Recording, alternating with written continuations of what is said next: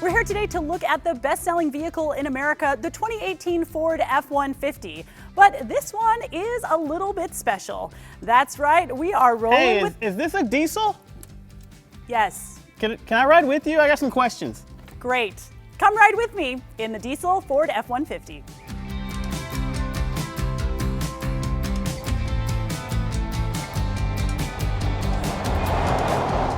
Okay, so Ford truck, diesel. I'm super excited.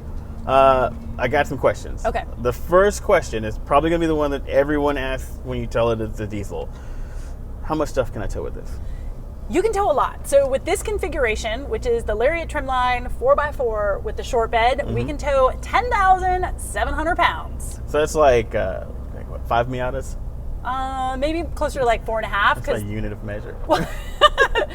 Actually, I thought about picking up a truck, like a small truck, and towing my Miata to the track, making it more race focused as opposed to like street ready. But I just don't like backing up, and it's like you can't tow things and never back up, and I just don't want to be in that situation where I'm in the everyone's paddock. watching you. Yeah, and people are looking at me. It's the worst. So the F-150 has a Pro Trailer backup assist, and I got to try it out at the launch a couple months ago. And basically, it takes all of the backwardness out of backing up a trailer. So when you're trying to do it yourself, you're backing up. If you want the trailer to go to the right, you have to turn the wheel to the left. Yes. But with the Pro Trailer backup assist, you just use this little knob down here. So you want the trailer to go to the right, you just turn the knob to the right. So it takes out that switch that you have to make in your mind. I've actually used this system. Really? I drove the Expedition last year, and you can get that on this. It's kind of interesting because you have to do a little math at the beginning with like how long your trailer is and all of that, just so the system knows how to do it. Yeah, but most people only have one trailer, Yeah. right? So you just set it up once. So you have your one trailer for your boat, and you use your with obviously amateur backup assist because pros can just do it themselves. Well, pros they just put their hand down here at the bottom, and then if you want to move your trailer to the right, you just move your hand to the right. It's real easy. I didn't come here to learn about that. Sorry, Just so saying. 10,000 pounds. How much torque? This one has 440 pound-feet of torque. Really? Yeah, that's a lot. Thought it'd be a higher number than that. Why did you think it would be a higher number? I mean, I guess my scale's off because I've been in a Hellcat all week, and it's got 650 pound-feet. And yeah, because these are two comparable cars, the Hellcat and the F-150. Right, but it's a totally different kind of torque. You know that. Yeah, I mean, I guess. All right, okay, so it's a truck, right, so you need that torque to be low down. Right, and this is like for an electric motor. This is for work. This is not for performance, right? It's only got 250 horsepower. If you want to have a Ford that is performance and a truck, you want to go get a Raptor, or you want to wait for the Ranger Raptor, which I really hope is coming to town. Okay. Oh my God, please come to the States. So this is serious business torque. Yeah, pulling this is stuff all up for the hills business. torque. Work truck torque. People are going to be using this to drive maybe long distances to work sites, to tow things and things like that. And because it's your work truck and you're using it for business, you want to keep your costs down.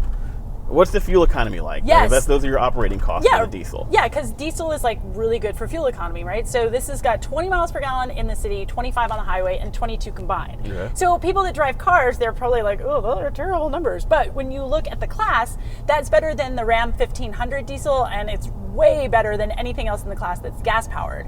But there's some new technology that's coming from Ram with the 48 volt mild hybrid system. Oh yeah, the e-motor. Yeah, the e-torque thing. So it gives you like a little bit more torque off the line. It gives you a little bit of electric assist when you need it. And Ram says that it's going to bring the fuel economy numbers up by 10%. Which would bring it up close to the Ford F-150 diesel. Right, and also you'd be paying gas prices. Right. That's a gasoline engine, so you're even less money. But we haven't seen it yet. And it was supposed to be here, and I was supposed to drive it, but it wasn't ready yet. So it got delayed? Yeah, I don't know. So they're like working out the kinks on it still? That's actually interesting because like you want a truck to be reliable. Right. If trucks are anything, it's like they got to be reliable, they got to last forever. And on the one hand, it's like if they're still working the kinks out on that hybrid system, then do it. Take as much time as you need to get it done because we want it to be reliable. But on the other hand, the diesel just works now. Yeah. Like it does, like it'll roll forever now. So like if you're looking at a work truck, I mean the diesel's probably very tempting. I mean, especially even for people who are a little more tech savvy and maybe want to wait for the 48 volt. Yeah. Diesel just looks better. And you know, you always have this idea in your mind, like, oh yeah, it's a guy on a construction site. He's just like a meathead swinging a hammer, like, bigger football. Yeah, and they just need a big dumb truck. But the F-150 might be a big truck, but it is not a dumb truck. Right. There's a Wi-Fi hotspot. There is a 110 outlet that's grounded so you could use your laptop. There's a 12-volt charger. There's USB chargers all over the place. I mean, like, this is a truck that can keep you connected while you're on the go. It's like a mobile office. Yeah, you got Sync 3 here. You got Android Auto, Apple CarPlay, all that stuff. It's a lot of technology crammed in the front here, and I guess it's because like a truck has to be everything. Yeah. Like it can't just be a truck. It also has to be a family sedan, a mobile office. It has to do all of those things at the same time. Yeah, and as a daily driver, I mean, this truck is really good, especially the 10-speed automatic transmission. You would think that with 10-speed, it would just be like searching all over the place, especially when you're climbing a grade. Sounds like too many gears. Yeah, it sounds like too many gears, but it really doesn't.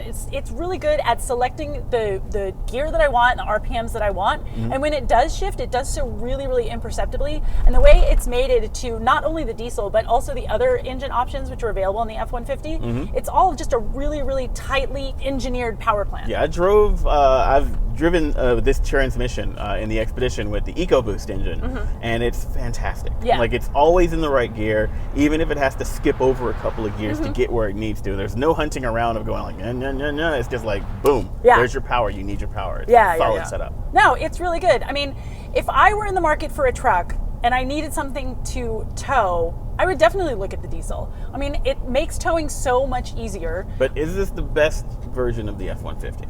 Well, I mean, I think it depends on what you're going to do with it, right? If you know you're only going to tow once in a while, then maybe the gas is going to be your better deal because the gas prices are lower than diesel. But if you know you're going to be towing a lot and you know you're going to be driving long distances, you might want to do the math and see if the extra price for diesel fuel is going to balance out in the end. But which one is Emme Hall going to buy? Oh, Emme Hall wants the Raptor. Yeah, that's what I figured. I mean, come on. Cool. So I guess that's pretty much all the questions that I had about this. So you just go ahead and let me out here. All right, cool. In the middle of nowhere. Because you've already like completely jacked my video. This was supposed to be my one shining moment in the F-150, and I have to share the spotlight with you. So get out. The day's young. You'll bring it home. Get out. Bye. Don't let the door hit you on the way out. Ow. Every time.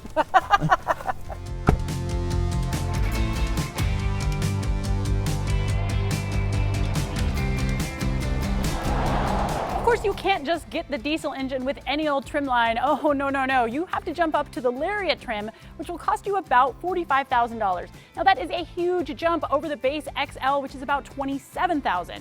But this baby here, with all of its options, $63,000 and change. So my advice to you is figure out exactly what you're going to use your vehicle for before you spring the extra coin for the diesel.